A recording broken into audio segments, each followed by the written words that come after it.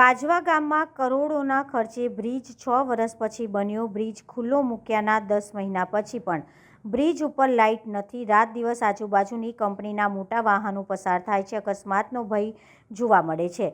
Bridge railing તૂટી ગઈ છે। બ્રિજમાં તિરાડો પડી ગઈ છે। બ્રિજ બેસી ગયો છે, છતાં માર્ગ મકાન વિભાગના અધિકારીઓ જોવા પણ આવતા નથી।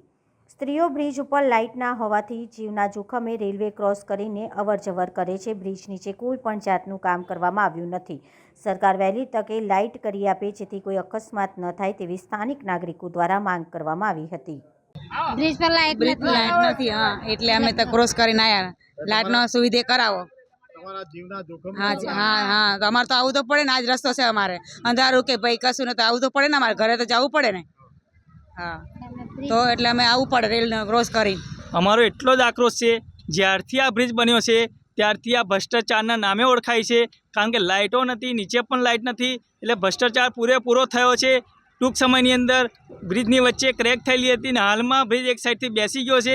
એટલે કહું છું, એના માટે મોદી સાહેબ હંમેશા વિકાસ કર્યો છે, પરંતુ જો મોદી સાહેબનું નામ ડૂબાડવાનું કામ કર્યું છે તો આ અધિકારીઓ છે, જેથી કરીને મોદી સાહેબના નામની બદનામી થઈ રહી છે। મારે એટલું જ કહેવું કે વહેલી તકે આ બ્રિજ ઉપર સ્ટ્રીટ લાઇટ અને નીચે બી સ્ટ્રીટ લાઇટ લગાવવામાં આવે। કારણ કે બ્રિજ નહોતો ત્યારે નીચે સ્ટ્રીટ લાઇટ હતી, હાલમાં છે નહીં। એટલે મારો એક જ પ્રશ્ન છે, વહેલી તકે આનો નિવાકરણ આવે ને વહેલી તકે સાંસદ સભ્ય પણ આવે, સાંસદ સભ્યનું પણ ધ્યાન દોરાય અને વહેલી તકે આ બ્રિજ પર લાઇટો લાગે એવી મારી અપીલ છે।